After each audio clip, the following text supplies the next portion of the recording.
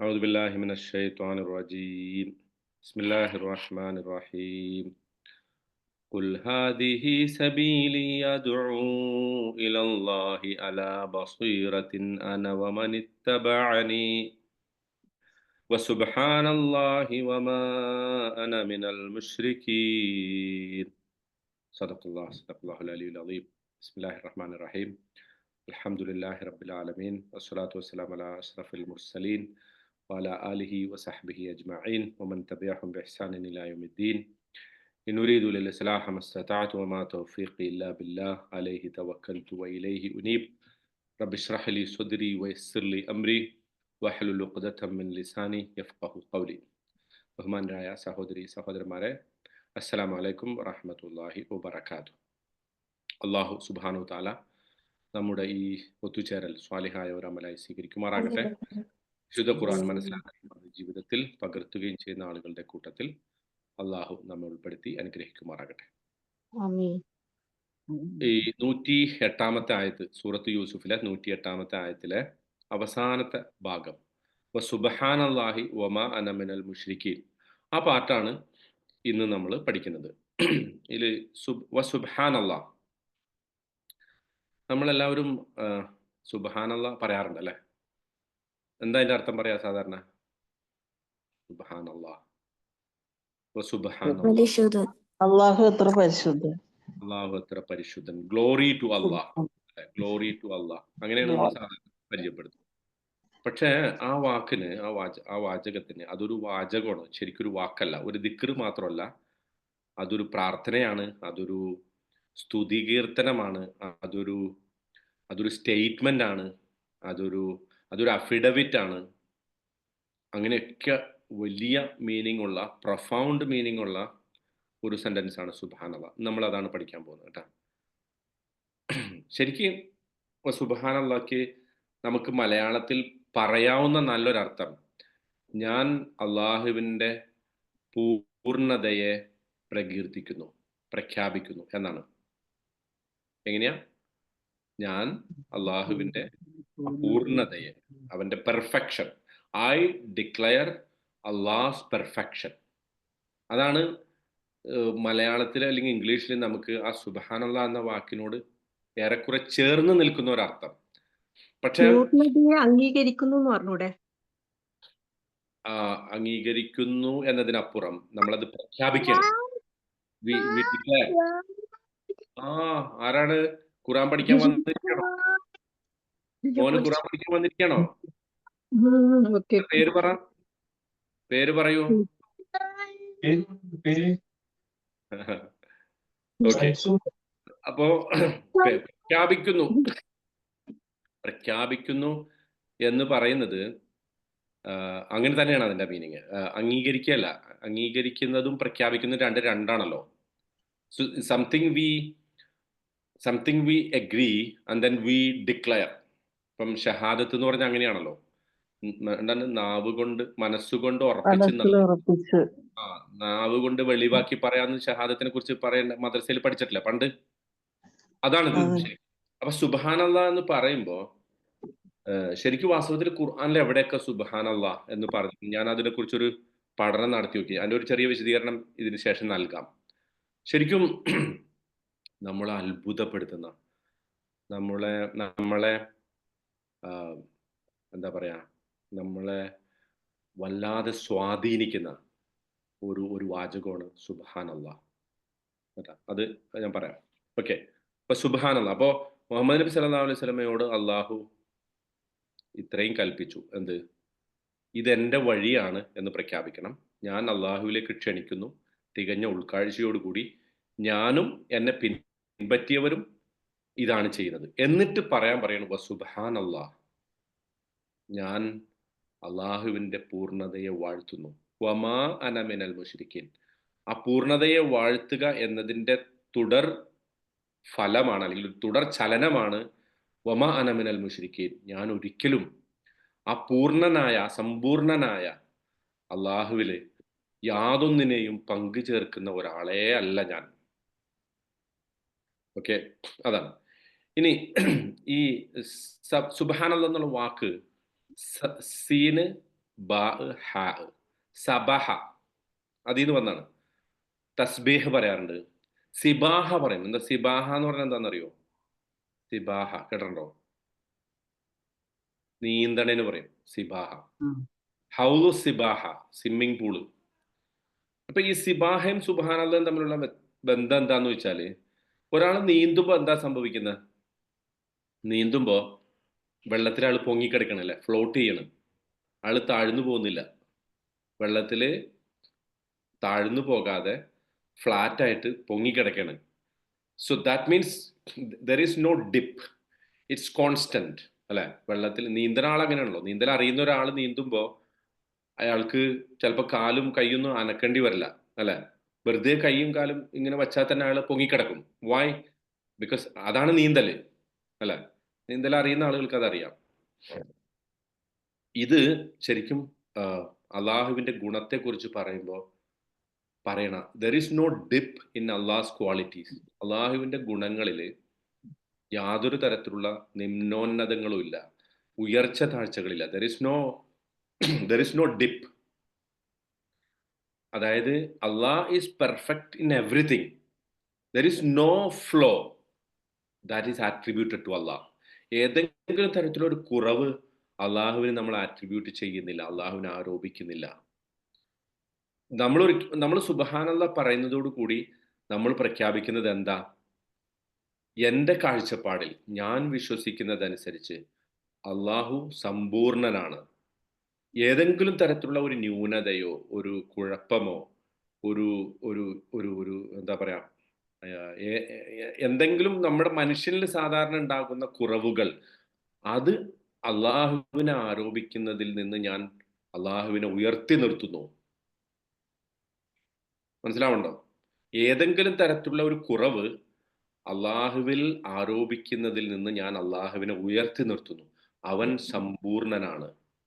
അപ്പോൾ അള്ളാഹുവിന്റെ plan perfect ആണ്. അള്ളാഹുവിന്റെ എന്നെ കുറിച്ചുള്ള എൻ്റെ ജീവിതത്തെ അള്ളാഹു നൽകിയത് പെർഫെക്ഷനിലാണ്. ഈ ഭൂമിയിൽ അള്ളാഹുവിന്റെ പ്ലാൻ പെർഫെക്റ്റ് ആണ്. ഈ സൂര്യൻ, ഈ പ്രപഞ്ചം, ഈ സമുദ്രം, ഈ ഈ ജീവിതം, ഇവിടെ സൃഷ്ടിച്ചിരിക്കുന്ന മനുഷ്യർ, ഈ മനുഷ്യർക്ക് വേണ്ടിയിട്ടുള്ള അള്ളാഹുവിന്റെ പ്ലാൻ, ഇതൊക്കെ പെർഫെക്റ്റ് ആണ്. നമ്മൾ ചിലപ്പോൾ ചില കുഴപ്പങ്ങൾ കണ്ടേക്കാം. നമുക്ക് ഗസയിൽ കുറെ ആളുകൾ മരിക്കുമ്പോൾ നമുക്ക് തോന്നിയേക്കാം, വൈ ദേ ആർ ഡൈയിങ്. കാലിഫോർണിയയിൽ തീ പടരുമ്പോൾ നമുക്ക് തോന്നിയേക്കാം, എന്തിനാണ് അങ്ങനെ ഒരു തീനെ അള്ളാഹു സൃഷ്ടിച്ചത്.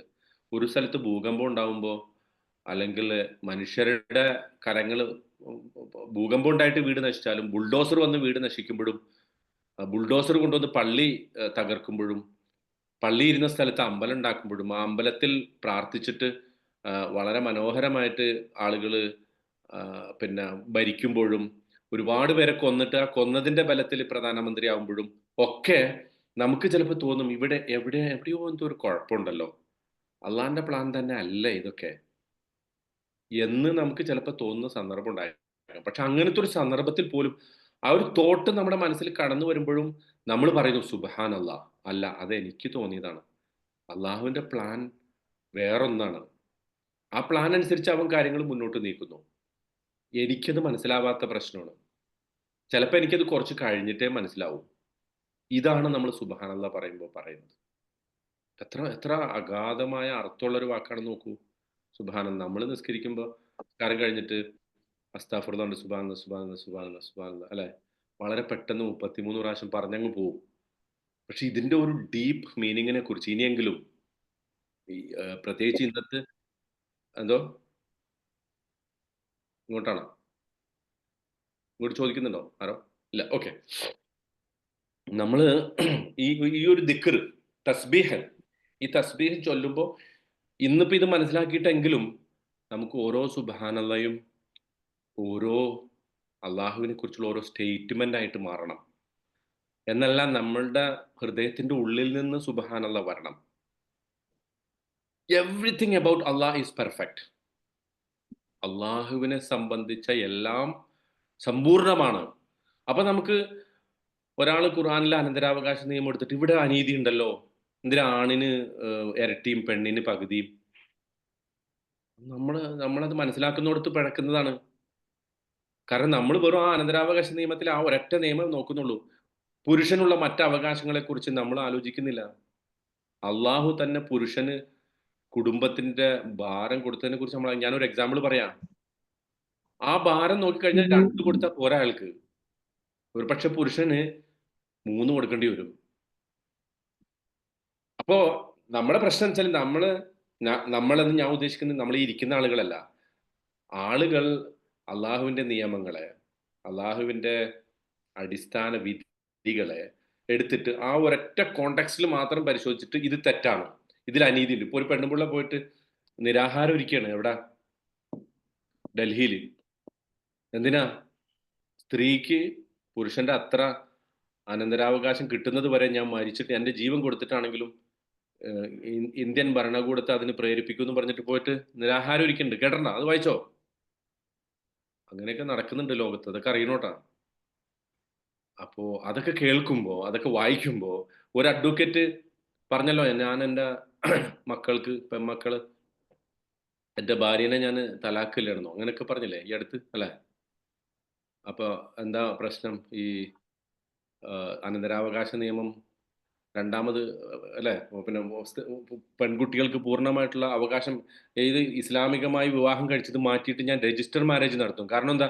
രജിസ്റ്റർ മാരേജ് നടത്തിയാലാണ് ഇന്ത്യൻ നിയമം അനുസരിച്ച് എന്റെ സ്വത്ത് എന്റെ പെൺമക്കൾക്ക് പൂർണ്ണമായിട്ട് കിട്ടുള്ളൂ. അപ്പൊ അവിടെയൊക്കെ നമ്മൾ അള്ളാഹുവിന്റെ പെർഫെക്ഷനെ മനസ്സിലാക്കുന്നിടത്ത് അത്തരം ആളുകൾക്ക് പിഴവ് സംഭവിക്കുന്നു എന്നാണ് മനസ്സിലാക്കേണ്ടത്. നമുക്കും ചിലപ്പോൾ സംശയങ്ങൾ വരും. ഞാനിത് പറയുന്നത് എന്താ വെച്ചാൽ, ഇന്നത്തെ ഒരു തലമുറ ഈ പറയുന്ന നിയമങ്ങളൊക്കെ വളരെ സംശയത്തോട് കാണുക. അവരിൽ അതിനെക്കുറിച്ചുള്ള സംശയം ജനിപ്പിക്കാൻ വളരെ ഗൂഢമായ, ആസൂത്രിതമായ ശ്രമങ്ങൾ നടക്കുന്നു.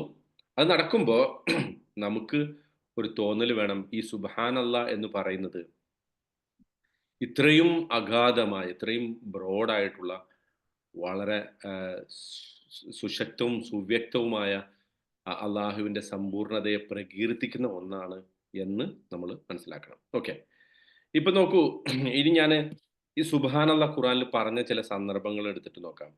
അതിലേറ്റവും പ്രധാനം മലക്കുകൾ പറഞ്ഞല്ലോ, അല്ലെ? മലക്കുകൾ എപ്പോഴാ സുബ്ഹാനല്ലാഹ് പറഞ്ഞ? മലക്കുകൾ എപ്പോഴാ പറഞ്ഞ? അൽബക്രയിലാണോ? അൽ ബഖറയിൽ പറയുന്നുണ്ട്. എപ്പോഴാ പറഞ്ഞത്? നബിയെ സൃഷ്ടിച്ച സമയത്ത്. സൃഷ്ടിച്ച സമയത്ത് സുജൂദ് ചെയ്യാൻ പറഞ്ഞു. അല്ല, ചെയ്യാനല്ല, സൃഷ്ടിപ്പിനെ കുറിച്ച്. ശരിയാ, സോറി. സുജൂദ് ചെയ്യുന്നതിന് മുമ്പ് അല്ലമ ആദമൻ, പിന്നെ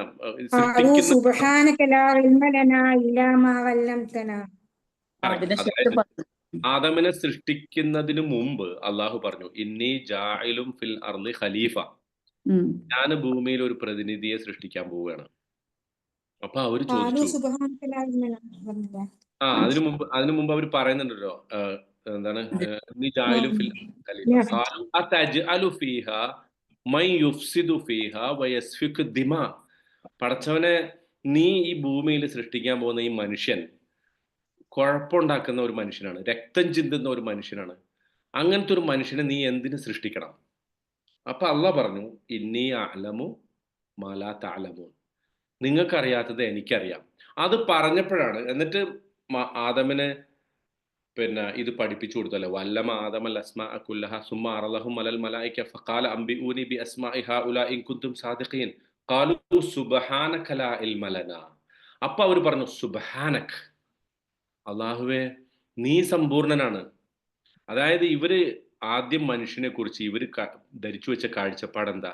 അതായത് അള്ളാഹു മനുഷ്യനെ സൃഷ്ടിക്കുന്നു, ആ മനുഷ്യന് ഞാൻ ഇങ്ങനെയൊക്കെ സ്വാതന്ത്ര്യം കൊടുക്കാൻ പോവാണ്. മലക്കുകൾക്ക് എന്നെ ധിക്കരിക്കാനുള്ള സ്വാതന്ത്ര്യമില്ല, നിങ്ങൾക്ക് എന്നെ അനുസരിക്കാനുള്ള സ്വാതന്ത്ര്യമുള്ളൂ. പക്ഷെ മനുഷ്യന് ഞാൻ സൃഷ്ടിക്കുമ്പോൾ അവന് വേണമെങ്കിൽ എന്നെ അനുസരിക്കാം, എന്നെ ധിക്കരിക്കാം. ഈ സ്വാതന്ത്ര്യം ഞാൻ കൊടുക്കണമെന്ന് പറഞ്ഞപ്പോൾ മലക്കുകൾ തെറ്റിദ്ധരിച്ചു. അതിന്റെ അർത്ഥം എല്ലാ മനുഷ്യരും കുഴപ്പക്കാരായിരിക്കും. പക്ഷേ മനുഷ്യന്റെ മറ്റൊരു മുഖം അള്ളാഹു മലക്കുകൾക്ക് കാണിച്ചു കൊടുത്തു. അതെന്താ?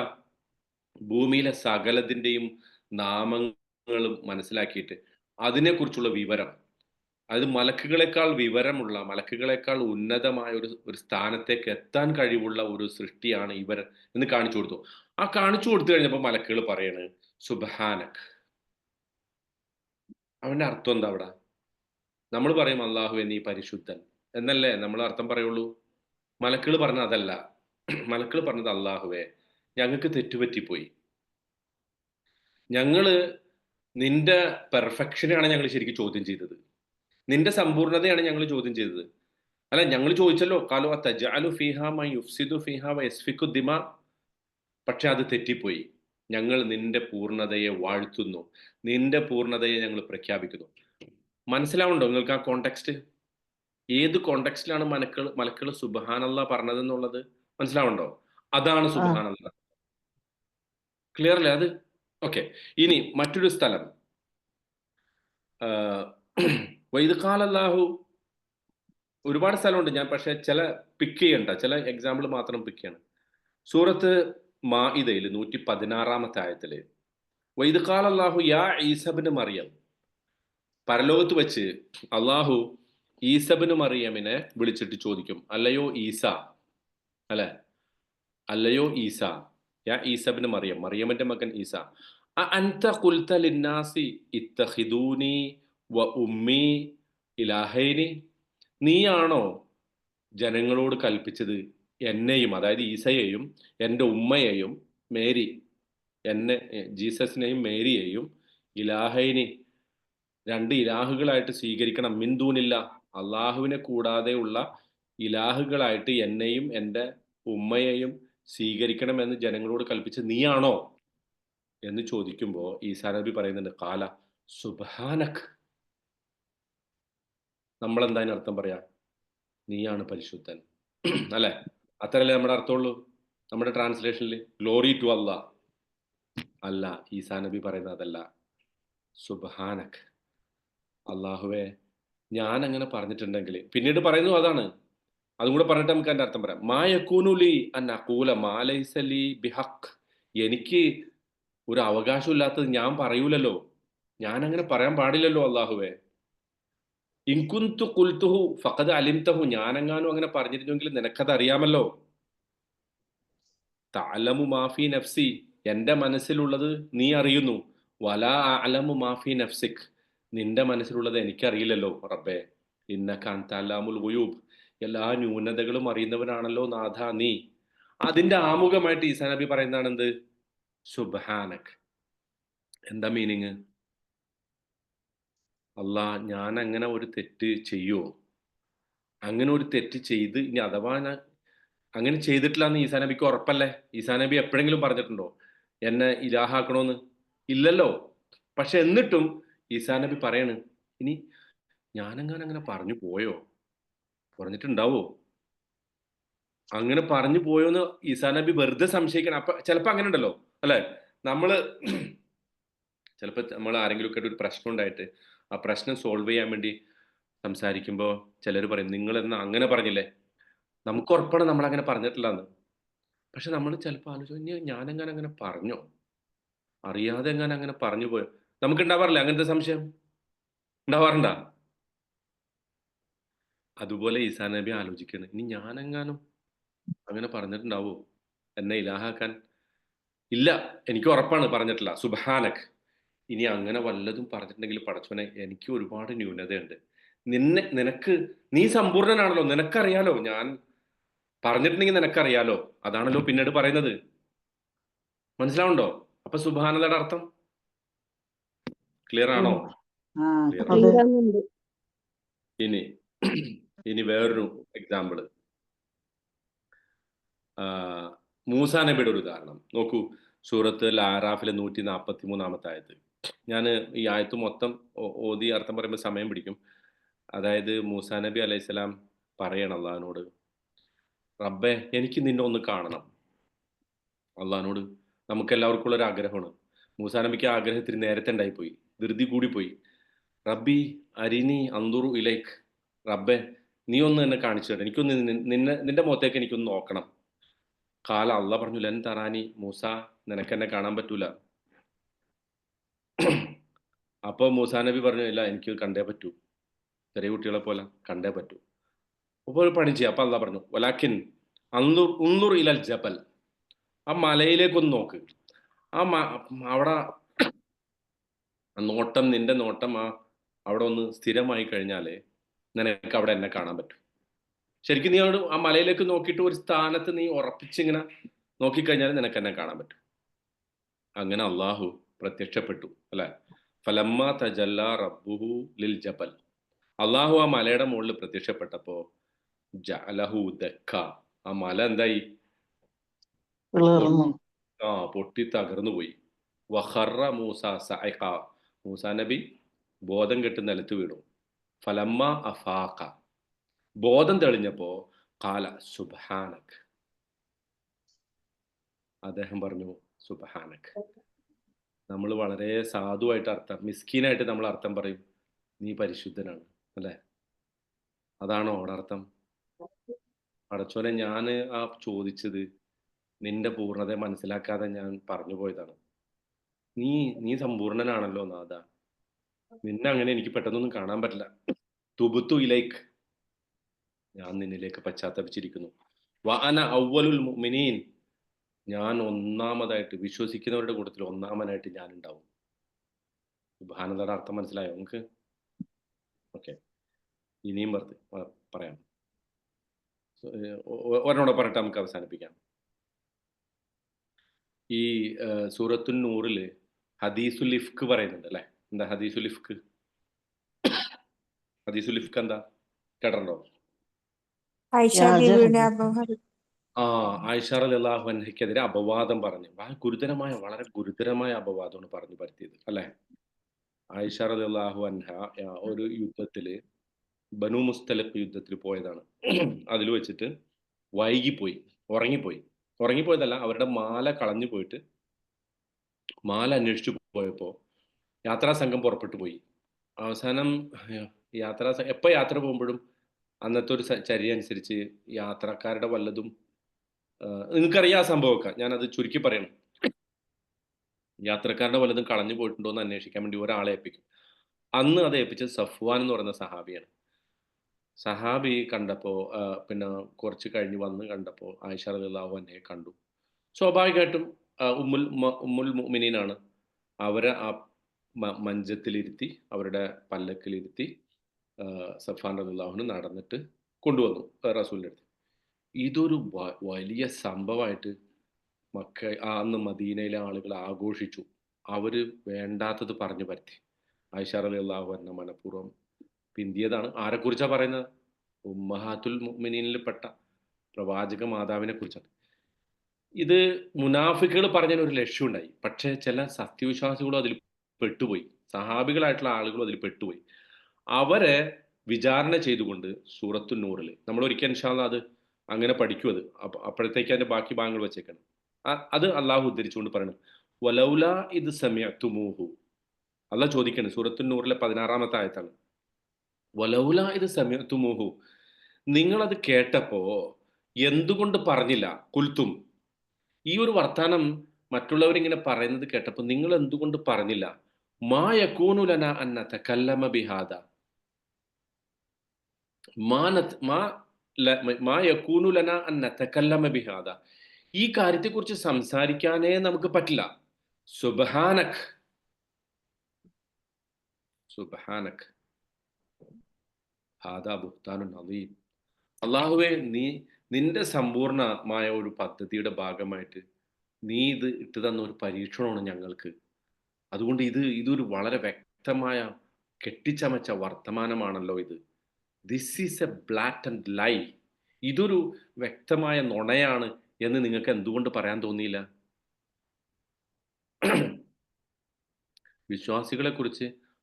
സത്യവിശ്വാസികളെ കുറിച്ച് പരസ്പരം വിശ്വാസികൾ വെച്ച് പുലർത്തേണ്ട ഒരു ധാരണയെക്കുറിച്ചാണ് അള്ളാഹു പറയുന്നത്. ഒരു ആണും പെണ്ണും ഒറ്റയ്ക്ക് ഒരു സ്ഥലത്ത് കണ്ടു എന്നതുകൊണ്ട് മാത്രം നിങ്ങൾ ഒരിക്കലും ഇങ്ങനത്തെ വർത്താനം പറയരുത്. സൂറത്തുൽ നൂർ പഠിക്കുമ്പോൾ അത് ഒരുപാട് പറയാനുണ്ട്. ഇൻഷാ അല്ലാഹ് നമ്മളൊരു ഏതെങ്കിലും ഒരു സന്ദർഭത്തിൽ അത് പഠിക്കുമ്പോൾ പറയാം. എൻ്റെ ഇവിടുത്തെ വിഷയം സുബ്ഹാനക്കയുടെ അർത്ഥമാണ്.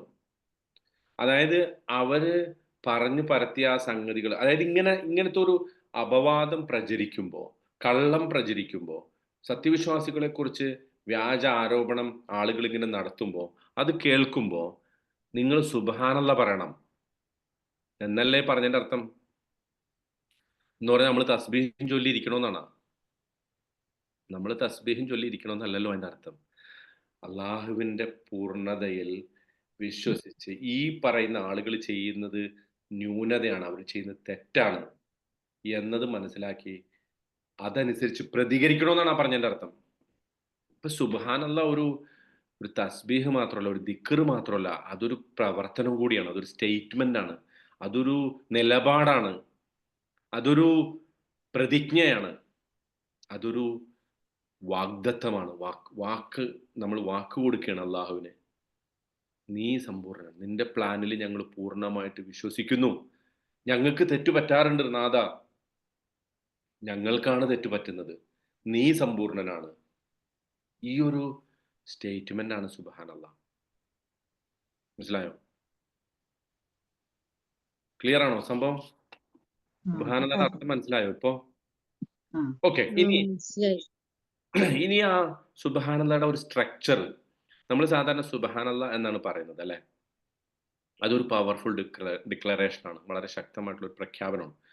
ശരിക്കും അവിടെ സുബ്ഹാനല്ലാഹ് എന്ന് മാത്രമല്ല, അതിന്റെ സ്ട്രക്ചർ വെച്ച് നോക്കുമ്പോൾ ഉസബ്ബിഹുല്ലാഹ സുബ്ഹാനൻ, ഉസബ്ബിഹുല്ലാഹ സുബ്ഹാനൻ എന്ന വാക്കാണ് സുബ്ഹാനല്ലാഹ് എന്നതായിട്ട് ഒരു ദിക്റായിട്ട്, ഒരു തസ്ബീഹായിട്ട് നമ്മൾ ചെയ്യുന്നത്. പക്ഷെ ശരിക്കും അതിന്റെ സ്ട്രക്ചർ എന്ന് വെച്ചാൽ ഉസബ്ബിഹുല്ലാഹ, ഞാൻ അള്ളാഹുവിന്റെ സമ്പൂർണതയെ പ്രഖ്യാപിക്കുന്നു. സുബ്ഹാനൻ, അവൻ പരിപൂർണ സമ്പൂർണനാണ്, എല്ലാ അർത്ഥത്തിലും സകല ന്യൂനതകളിൽ നിന്നും മുക്തനാണ് എന്ന് ഞാൻ പ്രഖ്യാപിക്കുന്നു എന്ന ഒരു സ്റ്റേറ്റ്മെന്റ് ആണ് സുബ്ഹാനല്ലാഹ് ആയിട്ട് ലോപിച്ച് പറയുന്നത്. അതൊരു വാചകത്തിന്റെ പിന്നെ ഘടന പറയാനുള്ള എളുപ്പത്തിന് വേണ്ടിയിട്ട് നമുക്ക് അങ്ങനെ അറബി ഭാഷയിലുള്ള ഒരു പ്രഖ്യാപനമാണ് അത്. അതുകൊണ്ട് തന്നെയാണ് തൊട്ടടുത്ത വാചകം ഒമാ അന മിനൽ മുശ്രിക്കീൻ, ഞാൻ അള്ളാഹുവിൽ യാതൊന്നിനെയും പങ്കു ചേർക്കുന്നവനല്ല എന്നത് ഈ സുബ്ഹാനല്ലാഹുമായിട്ടുള്ള ലോജിക്കൽ കണക്ഷനാണ്. കാരണം അങ്ങനെ ഞാൻ അള്ളാഹുവിൽ മറ്റാരെയും പങ്കു ചേർത്ത അതിന്റെ അർത്ഥം എന്താ? അത് സുബ്ഹാനല്ലാഹ്ക്ക് എതിരാണെന്നാണ്. മനസ്സിലാവുണ്ടോ? അതായത് ഷിർക്ക് ചെയ്യുന്ന ഒരാള് എത്ര സുബ്ഹാനല്ലാഹ് പറഞ്ഞിട്ടും കാര്യമില്ല. കാരണം എന്താ? സുബ്ഹാനല്ലാഹ് പറഞ്ഞിട്ട് കാര്യമില്ല ഷിർക്ക് ചെയ്യുന്ന ഒരാള്. വൈ? അത് അള്ളാഹുവിന്റെ സമ്പൂർണ്ണതയ്ക്ക് എതിരാണ്. അതായത് നമ്മൾ ഞാൻ ഇപ്പൊ പറഞ്ഞല്ലോ, സുബ്ഹാനല്ലാഹ് പ്രഖ്യാപിക്കുമ്പോൾ നമ്മൾ പറയാണ് അള്ളാഹു സമ്പൂർണ്ണനാണ്. നമുക്ക് വേറെ ഒരു ശക്തിയുടെയും സഹായം ആവശ്യമില്ല, ഒരു ശക്തിയുടെയും പ്ലാൻ ആവശ്യമില്ല, വേറെ ഒരാളും നമ്മുടെ രക്ഷയ്ക്ക് ആവശ്യമില്ല. പക്ഷേ ഞാൻ ബദരീങ്ങളെ വിളിച്ചിട്ട് അവരോട് പ്രാർത്ഥിക്കുകയാണെങ്കിൽ, മുഹീദ്ദീൻ ഷെയ്ഖിനെ വിളിച്ചിട്ട് പ്രാർത്ഥിക്കുകയാണെങ്കിൽ, അമ്പലത്തിൽ പോയിട്ട് നേർച്ചയിടുകയാണെങ്കിൽ, ചർച്ചിൽ ഈസാ നബീനെ ദൈവപുത്രനായിട്ട് അംഗീകരിക്കുകയാണെങ്കിൽ അതിൻ്റെയൊക്കെ അർത്ഥം എന്താ? അള്ളാഹ്ക്ക് എന്തോ കുറവുണ്ടെന്നല്ലേ. അതുകൊണ്ടാണല്ലോ നമുക്ക് വേറൊരാൾ ആവശ്യമായിട്ട് വരണ.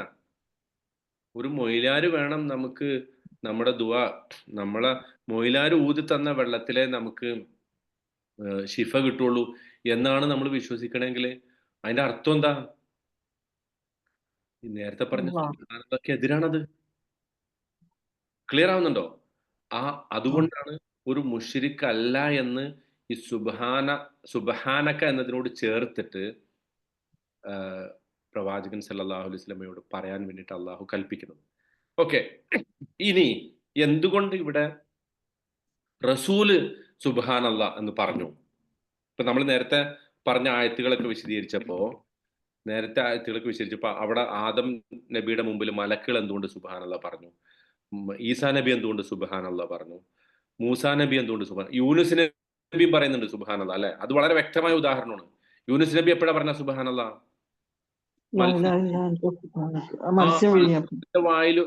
വയറ്റിൽ വെച്ച് അല്ലെ. എന്താ അദ്ദേഹം പ്രാർത്ഥിച്ചത്?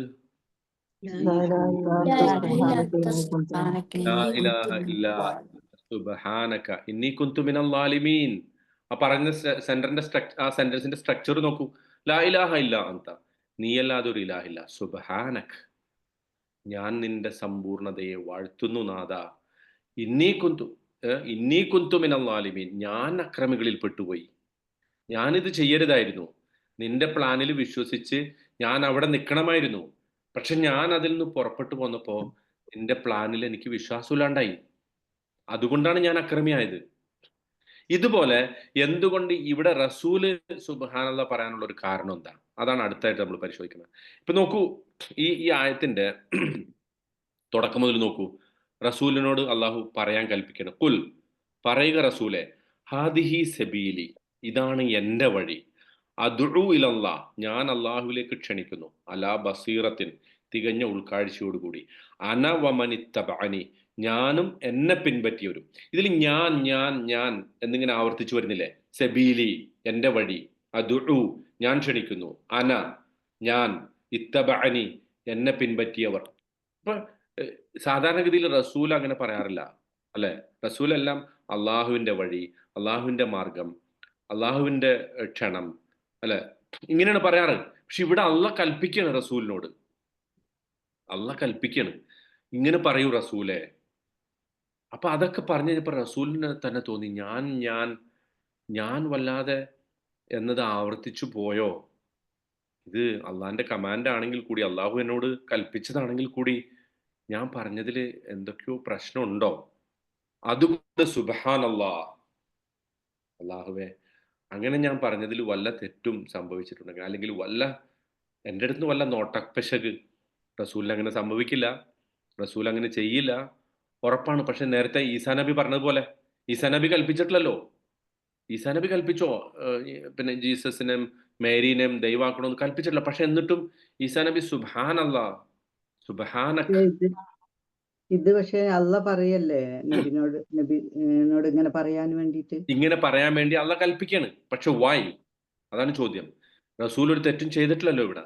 തെറ്റോ അല്ലെങ്കിൽ ഒരു അപ്പൊ അത് റസൂലിന്റെ ആ മാനസികാവസ്ഥ മനസ്സിലാക്കിക്കൊണ്ട് ഇങ്ങനെയും കൂടി പറഞ്ഞ് അള്ളാഹിന്റെ റസൂലിനെ സമാധാനിപ്പിക്കാൻ വേണ്ടിയിട്ട് അള്ളാഹു പറയുന്നതാണ്. അതായത് സബീലി, അദ്ഉ, അന ഒമനിത്തബഅനി എന്നൊക്കെയുള്ള ഞാൻ എന്ന വാചകം സ്വാഭാവികമായി പറയുമ്പോൾ റസൂലിനൊരു, അങ്ങനെയുണ്ടല്ലോ, റസൂലിന്റെ മാനസികാവസ്ഥ അള്ളാഹ്ക്ക് മനസ്സിലാവുമല്ലോ. അവിടെയാണ് സുബ്ഹാനല്ലാഹയുടെ പ്രസക്തി. അതുപോലും അള്ളാഹ് മുൻകൂട്ടി കാണുന്നു എന്നുള്ളതാണ്. അത് കണ്ടിട്ടാണ് അള്ളാഹ് പറയുന്നത്, താങ്കൾ ഇങ്ങനെയും കൂടി അതിനോട് ചേർത്ത് പറയണം, സുബ്ഹാനല്ലാഹ്, അള്ളാഹു സമ്പൂർണനാണെന്ന് ഞാൻ പ്രഖ്യാപിക്കുന്നു, വമാ അന മിനൽ മുശ്രിക്കീൻ. ഇത് ഏതുപോലെ എന്ന് വെച്ചാൽ, ഇപ്പൊ മൂസാ നബി ഫിറൗന്റെ അടുത്തേക്ക് പോകുമ്പോൾ പറയുന്നുണ്ടല്ലോ അള്ളഹാനോട്, അള്ളാഹ് പറഞ്ഞു നീ ഫിറൗന്റെ അടുത്തേക്ക് പോ, ഇദ്ഹബില ഫിറൗൻ ഇന്നഹു തഗ. അപ്പൊ മൂസാ നബി പറഞ്ഞു, റബ്ബിശ്റഹ് ലി സ്വദ്രി വയസ്സിർ ലി അംരി വഹലുൽ ഉഖ്ദതം മിൻ ലിസാനി യഫ്ഖഹു ഖൗലി വജ്അൽ ലി വസീറൻ മിൻ അഹ്ലി ഹാറൂന അഖി ഉഷ്ദുദ് ബിഹി അസ്രി വഅശ്രിക്ഹു ഫി അംരി. അല്ലെ? എൻ്റെ ഹൃദയം വിശാലമാക്കി തരണം, എൻ്റെ നാവിൻ്റെ കെട്ടഴിച്ചു തരണം, എൻ്റെ വാക്കുകൾ ഫിറൗനും അവിടുത്തെ ആളുകൾക്കൊക്കെ മനസ്സിലാക്കാൻ പറ്റണം. കൂടാതെ എൻ്റെ സഹോദരനെ എനിക്കൊരു സഹായിയായിട്ട് അയക്കണം. അവൻ എൻ്റെ ഒരു അസിറിനെ, എൻ്റെ മുതുകിനെ ഒന്ന് ശക്തിപ്പെടുത്തണം. അശ്രികു ഫി അംരി, എൻ്റെ കാര്യങ്ങളിൽ അവനെ പങ്കാളിയാക്കണം. കൈ നുസബ്ബിഹക കസീറൻ, അവിടെ പറയുന്നുണ്ട്. എന്തിനാണെന്നറിയോ അല്ലാഹ്? കൈ നുസബ്ബിഹക കസീറൻ, നിന്നെ ഞങ്ങൾ ഒരുപാട് തസ്ബീഹ് ചെയ്യാൻ വേണ്ടിയിട്ടാണത്. ഈ ഫിർഔന്റെ അടുത്തേക്ക് പോയിട്ട് ദീൻ പറയുമ്പോ അവിടെ ഇരുന്ന് സുബ്ഹാനല്ലാഹ് പറയണത് എന്തിനാ? അതാണിത്. അവിടെയാണ് അതിന്റെ മീനിങ് ക്ലിയർ ആവുന്നത്. അതായത് അള്ളാഹ്, ഞാനും എൻ്റെ ബ്രദറും കൂടെ പോകുമ്പോൾ, ഞങ്ങൾ രണ്ടാളും കൂടെ പോകുമ്പോൾ ചിലപ്പോൾ എനിക്കാണെങ്കിൽ മര്യാദക്ക് വർത്താനം പറയാറുണ്ട്. മൂസാ നബിക്ക് വർത്താനം പറയാൻ വിക്കുണ്ടായിരുന്നു, അല്ലെ? സ്റ്റട്ടറിങ് ഉണ്ടായിരുന്നു. അതുകൊണ്ടാണ് ഹാറൂൻ നബീനെ വിളിച്ചത്. കാരണം ഹാറൂൻ നബി നന്നായി സംസാരിക്കും. മൂസാ നബി പറഞ്ഞു കൊടുക്കുമ്പോൾ ആളുകൾ കളിയാക്കും. അപ്പോ ഞാൻ പറയുമ്പോൾ എന്തെങ്കിലും പ്രശ്നം ഉണ്ടെങ്കിൽ ഹാറൂൻ പറയും, ഹാറൂൻ പറയുമ്പോൾ എന്തെങ്കിലും പ്രശ്നം ഉണ്ടെങ്കിൽ ഞാൻ തിരുത്തി കൊടുക്കും. ഞങ്ങൾ രണ്ടാളും പൂർണ്ണന്മാരല്ല, സമ്പൂർണരല്ല, തെറ്റുപറ്റുന്ന ആളുകളാണ്. പക്ഷേ അള്ളാഹ്, നീ എന്താണ്? സമ്പൂർണനാണ്. കൈനു സബ്ബിഹക കസീറൻ എന്ന് പറഞ്ഞാൽ അവിടെ ഞങ്ങൾ നിന്റെ സമ്പൂർണതയെ വാഴ്ത്താൻ വേണ്ടിയിട്ടാണ് ഇതൊക്കെ ഞങ്ങൾ ചോദിക്കുന്നതെന്ന് പറയുന്നതിന്റെ ഉദ്ദേശം മനസ്സിലാവുണ്ടോ? അല്ലെങ്കിൽ അവിടെ നമ്മൾ എന്താ അർത്ഥം മനസ്സിലാക്കേണ്ട? ഇപ്പൊ ഈ പറഞ്ഞ കോലത്തിലല്ലെങ്കിൽ നമ്മൾ എന്താ അർത്ഥം മനസ്സിലാക്കുക? അവിടെ പോയിരുന്നിട്ട് സുബ്ഹാനല്ലാഹ് ചൊല്ലാനാണ് ഈ ഈ ഈ ചോദ്യങ്ങളൊക്കെ ചോദിച്ചത്. അവിടെ പോയിരുന്ന് സുബ്ഹാനല്ലാഹ് പറഞ്ഞതുകൊണ്ട് മാത്രം ഫിറഔന്റെ അടുത്ത് വല്ലതും നേടിയെടുക്കാൻ പറ്റുമോ? നമ്മൾ ഈ പറയുന്ന അർത്ഥത്തിൽ, നമ്മൾ സാധാരണ മനസ്സിലാക്കിയ അർത്ഥത്തിലുള്ള ഒരു സുബ്ഹാനല്ലാഹയെ കുറിച്ചാണ് ട്ടോ പറയണത്. പക്ഷെ അതിനേക്കാൾ പ്രൊഫൗണ്ട് മീനിങ് ഇതിനുണ്ട് എന്നത് ഖുർആൻ നമ്മുടെ ഇത്തരം എക്സാമ്പിൾ, ഞാനൊരു 10 എത്രയാ എണ്ണാൻ പറ്റില്ല. അത്രത്തോളം സ്ഥലത്ത് ഈ സുബ്ഹാനല്ലാഹ് പറഞ്ഞ ഖുർആനിൽ പറഞ്ഞ സ്ഥലങ്ങൾ എടുത്തു വെച്ചിട്ടുണ്ട്. അവിടെ ഒക്കെ ഈ മീനിങ് സ്യൂട്ടാണ്. എങ്ങനെ നമ്മൾ ഇനി നിങ്ങൾ നോക്കിക്കോ, നിങ്ങൾ തന്നെ പരിശോധിച്ച് നോക്കൂ. ഇപ്പൊ ഖുർആനിൽ സെർച്ച് ചെയ്യാനൊക്കെ ഉള്ള ഒരുപാട് വകുപ്പുണ്ടല്ലോ. വെറുതെ സുബ്ഹാനെന്ന് അടിച്ചു നോക്കിയിട്ട് അവിടെയൊക്കെ ഈ മീനിങ് ഒന്ന് ഇങ്ങനെ കണക്ട് ചെയ്ത് നോക്കിയേ. അതായത് ഒരാള് എപ്പോഴാണ് സുബ്ഹാനല്ലാഹ് എന്നുള്ളത് പറഞ്ഞിട്ടുള്ളത് അവിടെ? പ്രവാചകന്മാരാകട്ടെ, മലക്കുകളാകട്ടെ, നല്ല മനുഷ്യരാവട്ടെ, അവരൊക്കെ ഈ സുബ്ഹാനല്ലാഹ് പറഞ്ഞ ആ കോണ്ടെക്സ്റ്റ് എടുത്ത് നോക്കിയാൽ നമുക്ക് മനസ്സിലാകും. അവർക്കൊക്കെ എന്തോ ഒരു ഇംപെർഫെക്ഷൻ ഫീൽ ചെയ്ത സന്ദർഭത്തിലാണ് അവരിത് പറയുന്നത്. നമ്മളും നമുക്ക് എപ്പോഴൊക്കെ ഇംപെർഫെക്ഷൻ ഫീൽ ചെയ്യുന്നുവോ അപ്പൊ പറയേണ്ട ഒരു വാക്കാണ് സുബ്ഹാനല്ലാഹ്. നമ്മള് ഭാര്യയോടുള്ള പെരുമാറ്റത്തില്, ഭാര്യമാരാണെങ്കിൽ ഭർത്താവിനോടുള്ള പെരുമാറ്റത്തില്, മാതാപിതാക്കളാണെങ്കിൽ കുട്ടികളോടുള്ള പെരുമാറ്റത്തില്, കുട്ടികളാണെങ്കിൽ മാതാപിതാക്കളോടുള്ള ഇടപഴകലില് ഒക്കെ എന്തെങ്കിലും സംഭവിക്കുമ്പോൾ അള്ളാഹിനോട് ആദ്യം പറയേണ്ട ഒരു വാചകം സുബ്ഹാനല്ലാഹ്.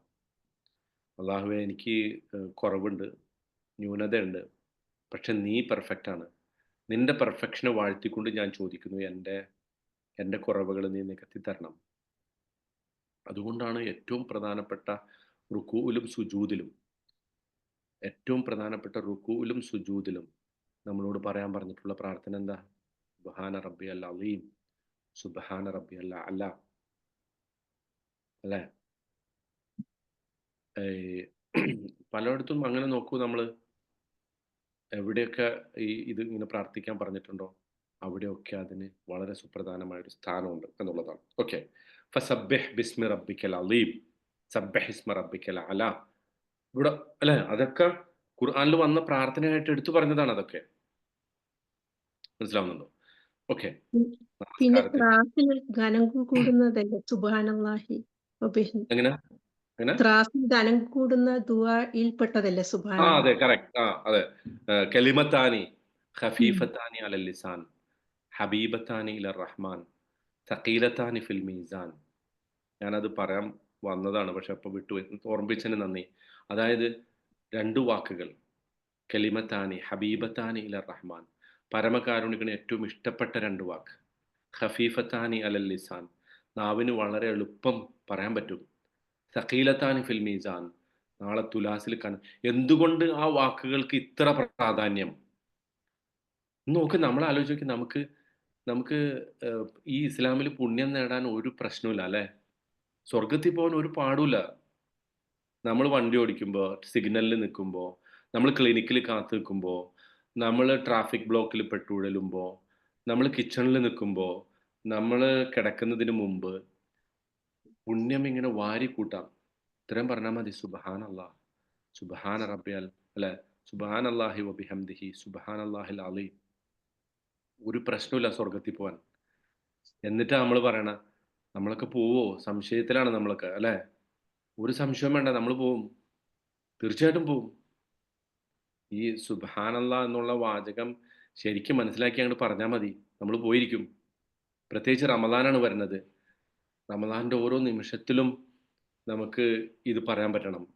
വെറുതെ ഇരിക്കുമ്പോഴൊക്കെ പറയാലോ. എന്തിനാ വെറുതെ കുറെ പിന്നെ ഡാൻസ് ചെയ്യുന്ന പൂച്ചയുടെ വീഡിയോ, പിന്നെ ഈ വളിച്ച കോമഡി, ഇതൊക്കെ കണ്ട് എന്തിനാ ഈ സമയം ചെലപ്പോ? പിന്നെ ഇൻസ്റ്റാഗ്രാമിൽ കുറെ ആളുകൾ റീൽസ് ഇടും. അത് അവർക്ക് പൈസ കിട്ടാൻ വേണ്ടിയിട്ട് ചെയ്യുന്നത്. അതിന് നമ്മൾ പൈസ ഉണ്ടാക്കി കൊടുക്കണോ? അവരുടെ ക്യാപിറ്റലായിട്ട് നമ്മൾ മാറണോ? ഇപ്പൊ എല്ലാവരുടെയും പണി ഇപ്പൊ അതാണ്, ഇൻസ്റ്റാഗ്രാമിൽ റീൽസ് ഉണ്ടാക്കിയിടുക.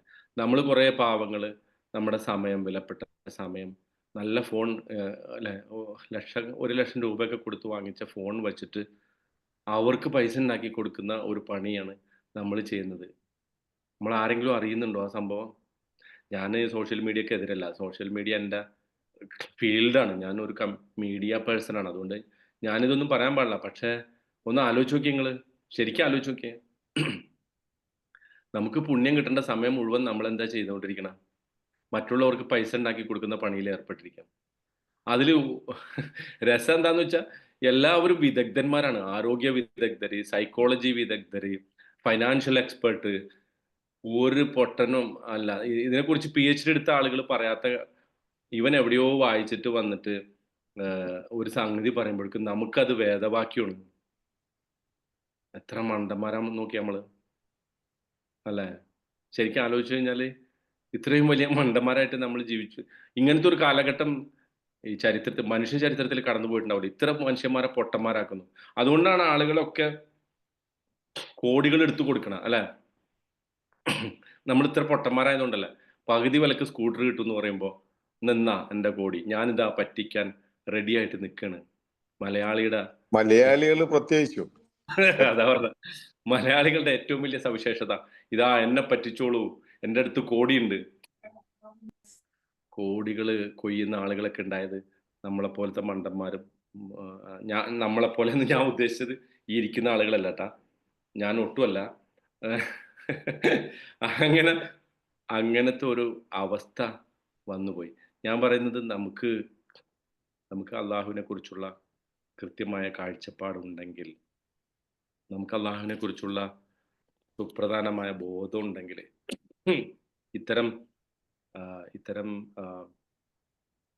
വിഡ്ഢിത്തരങ്ങളിൽ നമ്മൾ പെട്ടുപോലെ. നമുക്ക് ചെയ്യാൻ ഒരുപാട് സംഗതിയുണ്ട്, നമുക്ക് ചെയ്യാൻ ഒരുപാട് പണിയുണ്ട്.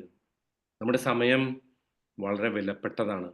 നമ്മുടെ സമയം ഇങ്ങനെയുള്ള വളരെ നിസ്സാരമായ സംഗതികളിൽ ചെലവഴിക്കേണ്ടല്ലോ. ഓക്കെ, അത് യാദൃച്ഛികമായിട്ട് പറഞ്ഞു പോയതാണ്. ഓക്കെ, നമുക്ക് ഇതിലേക്ക് തിരിച്ചു വരാം. ഇനി വമാ അന മിനൽ മുശ്രിക്കീൻ, അതിൻ്റെ അകത്തേക്ക് നമുക്ക് പോവാം. അതായത് ഞാൻ മുശ്രിക്കുകളിൽ പെട്ടവനല്ല. ഇപ്പൊ സുബ്ഹാനല്ലാഹ് അങ്ങോട്ട് ക്ലിയർ ആയല്ലോ നിങ്ങൾക്ക്, അല്ലെ? ഇനി എവിടെ സുബ്ഹാനല്ലാഹ് പറയുന്നുണ്ടെങ്കിലും ഈ മീനിങ് ആയിരിക്കണം കേട്ടോ മനസ്സിൽ വരേണ്ടത്. എവിടെ വച്ച് സുബ്ഹാനല്ലാഹ് പറയുന്നുണ്ടോ, എവിടെയൊക്കെ നിങ്ങൾ സുബ്ഹാനല്ലാഹ് കേൾക്കുന്നുണ്ടോ, അവിടെയെല്ലാം ഈ മീനിങ് ആണ് നമ്മൾ മനസ്സിൽ ഉറപ്പിക്കേണ്ടത്. ഓക്കെ, ഇനി ഷിർക്ക് എന്ന് പറയുന്നത് എന്താ? അതായത് ഇപ്പൊ ഇവിടെ നോക്കൂ, എന്തുകൊണ്ടാണ് വമാ അന മിനൽ മുശ്രിക്കീൻ എന്ന് പറയാൻ റസൂലിനോട് അള്ളാഹ് കൽപ്പിച്ചതെന്ന് ചോദിച്ചാൽ നമുക്കും ബോധ്യപ്പെടും. അതായത് റസൂല് പറയാണ്, ഇപ്പൊ നേരത്തെ നമ്മൾ പറഞ്ഞല്ലോ, ഞാൻ അല്ലെ, അന സബീലി അന അദ്ഉ വമനിത്തബഅനി. ഇങ്ങനെ അള്ളാഹുവിലേക്ക് ക്ഷണിക്കുന്ന ഒരാളെ സാധാരണ മനുഷ്യന്മാർ പെട്ടെന്ന് തന്നെ ഒരു വിശുദ്ധനായി പ്രഖ്യാപിക്കും, അല്ലെ? ഇപ്പൊ മറ്റു മതങ്ങളിൽ നോക്കൂ, ഈ പോപ്പിനെ നോക്കൂ, പോപ്പ് കൈ മുത്താൻ ആളുകൾ ഭയങ്കര തിരക്കാണ്. നമ്മുടെ ഇസ്ലാമിന്റെ തന്നെ ചില മൗലിയാക്കന്മാര്, നേതാക്കന്മാരൊക്കെ കാണാനും അവരെ ഒന്ന് ആളുകളെ ബഹുമാനിക്കേണ്ടതിനെ കുറിച്ചല്ല ഞാൻ പറയുന്നത്. ബഹുമാനിക്കണം, പക്ഷെ അവരുടെ കൈയൊന്ന് മുത്തുക, അവരൊന്ന് തൊട്ട് വണങ്ങി, ഇങ്ങനെയൊന്നും ഇസ്ലാമിലില്ല. പക്ഷെ അതിനുള്ള സാധ്യത ഈ ദീനിൽ വളരെ കൂടുതലാണ്. ഇപ്പൊ ഞാനിങ്ങനെ കുറച്ച് ദീനിനെ കുറിച്ച് പറയുമ്പോൾ നിങ്ങൾക്ക് ചിലപ്പോൾ തോന്നും ഇയാൾക്ക് കുറച്ച് വിവരമുണ്ടല്ലോ എന്ന് തോന്നിയിട്ട് എന്നാ പിന്നെ ഈ മൂപ്പരെ തന്നെ ഫോളോ ചെയ്ത് കളയാം. അത് തെറ്റാണ്.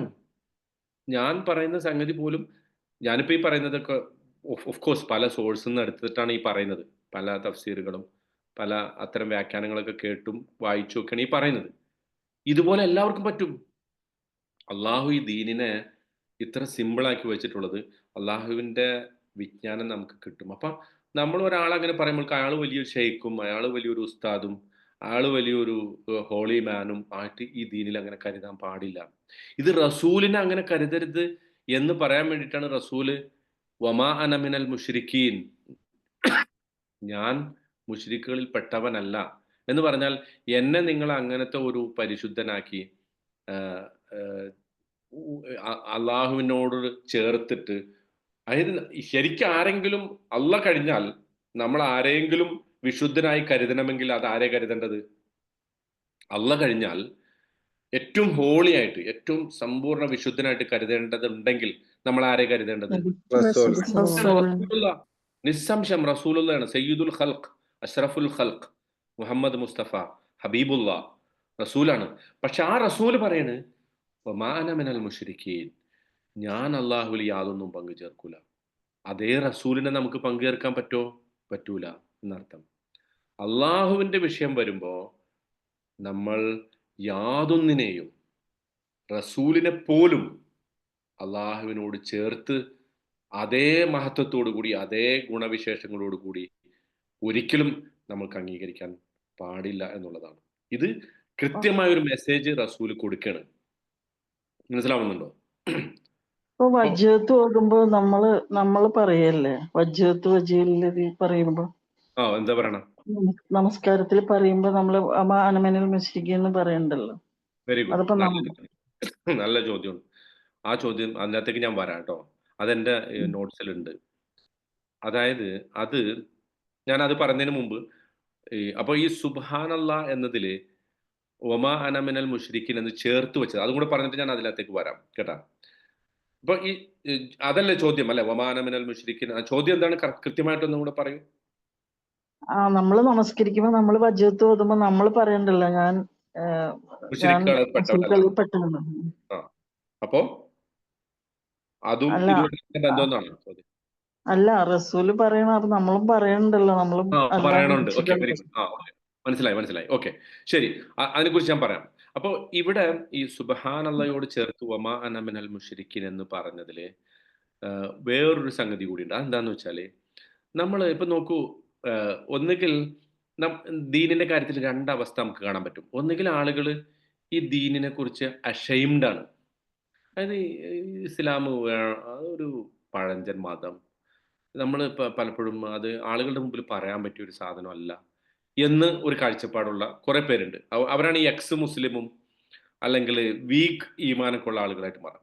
മറ്റൊരു കൂട്ടർ അങ്ങനെയല്ല, ഒരു അരോഗൻസിന്റെ അവസ്ഥയിലേക്ക് നമ്മുടെ ദീൻ കഴിഞ്ഞിട്ട് ബാക്കിയുള്ളൂ, മറ്റതൊക്കെ കാഫർ, ട്രംപ് കാഫർ, മോദി കാഫർ, ഇവരൊക്കെ കാഫർ, ഈ ദീനല്ലാത്ത ഒക്കെ നശിച്ചു പോകണം എല്ലാം. ഈ രണ്ട് എക്സ്ട്രീം ഉണ്ട് അല്ലെ? ഒന്ന്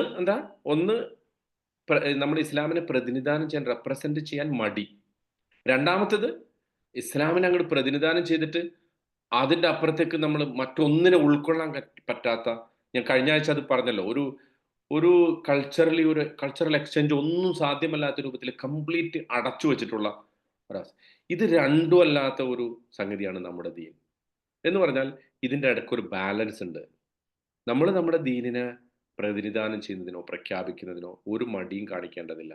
പക്ഷെ അതേസമയം മറ്റുള്ള ആളുകളിലുള്ള നന്മയെയും അവരിലുള്ള നല്ല സംഗതികളെയും ഒക്കെ ഉൾക്കൊള്ളാൻ പറ്റുന്ന ഒരു മനസ്സുകൂടി നമുക്കുണ്ടാവണം, അവരുമായിട്ട് ഇടപഴകുന്നിടത്ത്. അത് കഴിഞ്ഞ ആഴ്ച ഞാൻ നന്നായി വിശദീകരിച്ചാണ്, അതിനകത്തേക്ക് ഞാൻ കൂടുതൽ പോകുന്നില്ല. അപ്പൊ ഈ ഒരു ബാലൻസ് സുബ്ഹാനല്ലാഹിൽ ഉണ്ട് എന്നാണ് പറഞ്ഞു വന്നതിന്റെ അർത്ഥം കേട്ടോ.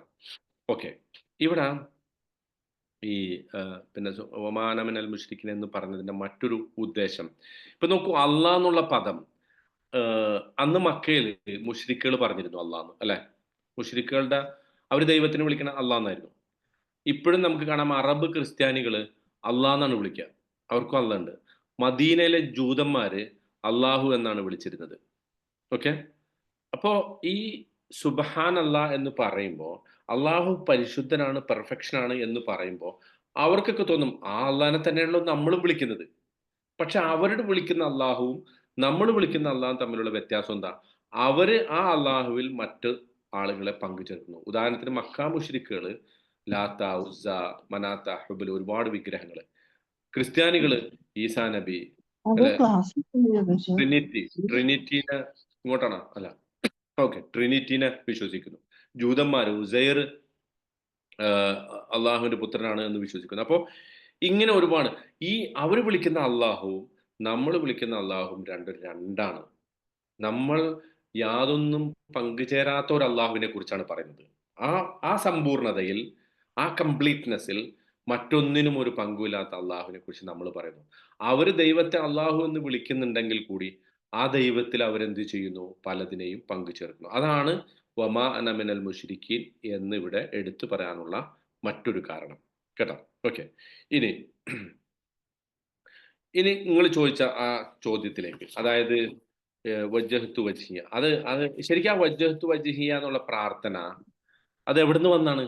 അതാരാ ആദ്യം പറഞ്ഞത്? ഓർക്കുന്നുണ്ടോ? ഇബ്രാഹിം അഹ്സൻതി.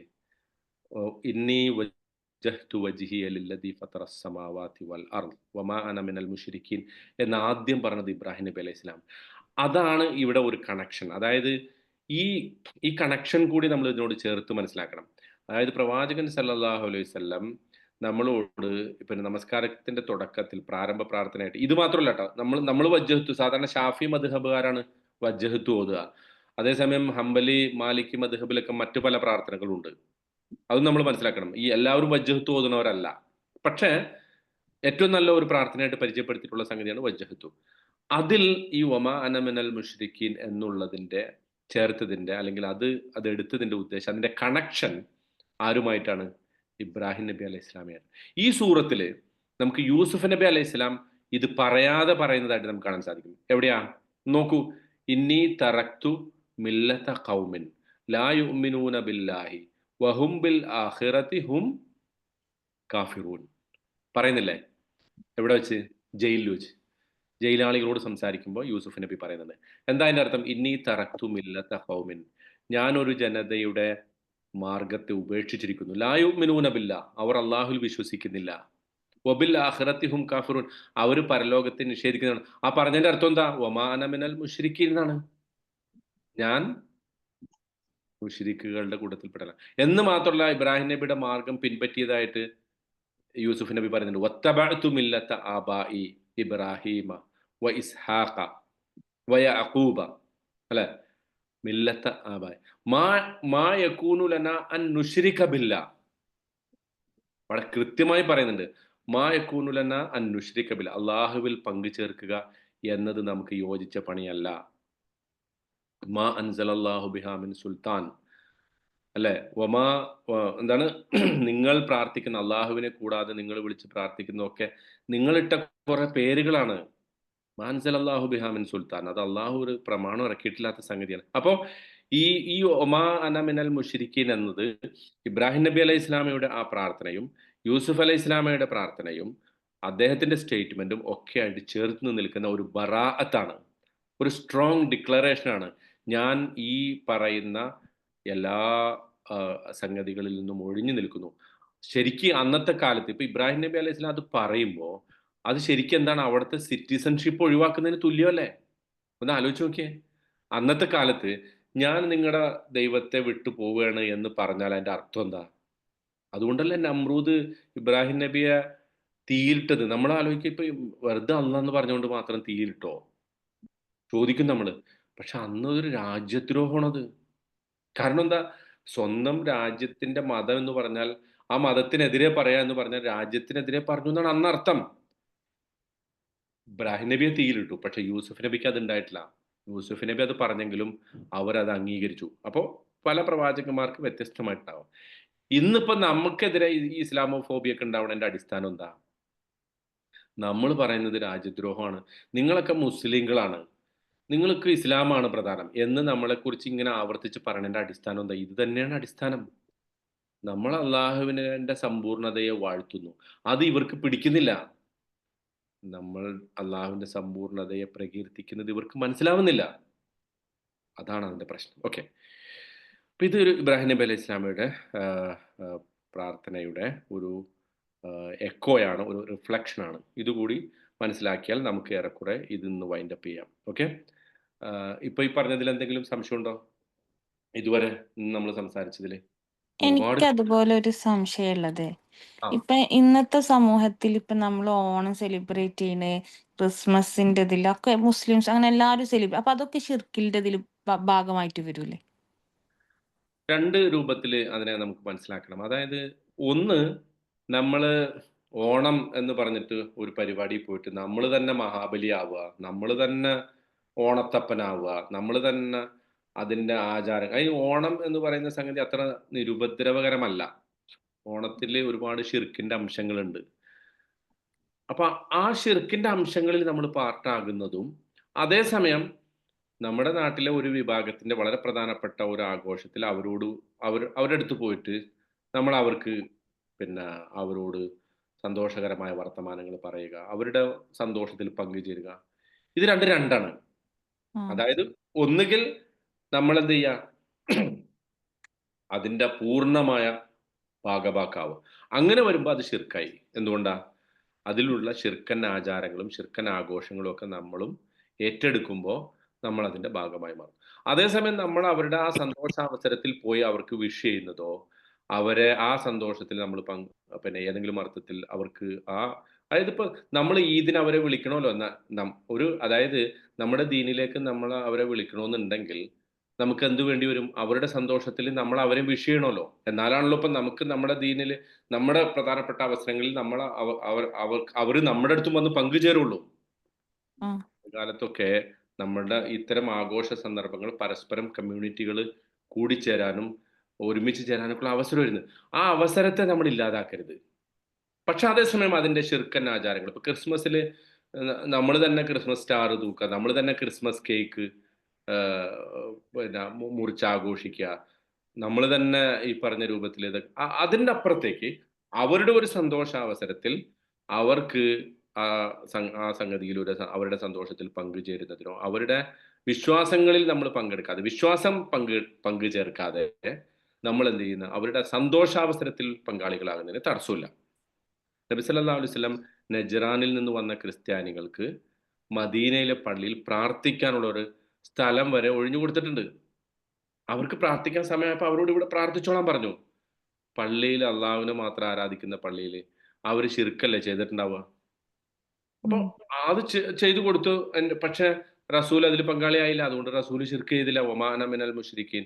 ഇതുപോലെ നമ്മളും ഇത്തരം ആഘോഷങ്ങളുടെ ഭാഗമാകുമ്പോൾ അതിൽ നമ്മുടെ വിശ്വാസത്തിന് വിരുദ്ധമായ ഒരു സംഗതികളിൽ നമ്മൾ പങ്കുചേരാതിരിക്കുകയും അതേസമയം അവരുടെ സന്തോഷത്തിൽ നമ്മൾ പങ്കുചേരുകയും ചെയ്യുക. അതാണ് വേണ്ടത്. ആ സൂക്ഷ്മതയാണ് നമുക്ക് വേണ്ടത്. ഒരുപാട് വിശദീകരിക്കേണ്ട സംഗതിയാണ്. പക്ഷെ നമ്മുടെ സമയത്തിന്റെ പരിമിതി ഇരുന്നിട്ട് അത്രയാണ് പറയാനുള്ളത് ഇതിനെക്കുറിച്ച്. ക്ലിയർ ആണോ? ക്ലിയർ. Okay, next. ഇനി എന്തെങ്കിലും ഉണ്ടോ? ഓക്കെ, നമുക്കെന്ന് അവസാനിപ്പിക്കാം. സമയം ഒരുപാട് വൈകിട്ടുണ്ട്. അല്ലാഹു സുബ്ഹാനഹു വ തആല പരിശുദ്ധ ഖുർആൻ മനസ്സിലാക്കുകയും അത് ജീവിതത്തിൽ പകർത്തുകയും ചെയ്യുന്ന ആളുകളുടെ കൂട്ടത്തിൽ നമ്മൾ ഉൾപ്പെടുത്തി അനുഗ്രഹിക്കുമാറാകട്ടെ. اللهم اجعل جمعنا هذا جمعا مرحوما واجعل تفرقنا من بعده تفرقا معصوما. اللهم لا تجعل فينا ولا معنا شقيا ولا محروما. اللهم اجعل القرآن العظيم ربيع قلوبنا ونور صدورنا وجلاء همنا وذهاب أحزاننا وهمومنا. اللهم علمنا منه ما جهلنا وذكرنا منه ما نسينا. اللهم ارزقنا تلاوته آناء الليل وأطراف النهار على الوجه الذي يرضيك عنا. اللهم اجعل القرآن دليلنا إلى جناتك جنات النعيم. اللهم اجعل القرآن شفيعا لنا يوم القيامة. اللهم اجعل القرآن شفيعا لنا يوم القيامة. اللهم اجعل القرآن شفيعا لنا يوم القيامة. سبحان ربك رب العزة عما يصفون وسلام على المرسلين والحمد لله رب العالمين. سبحانك اللهم وبحمدك أشهد أن لا إله إلا الله أستغفر الله وأتوب إليك. السلام عليكم ورحمة الله وبركاته.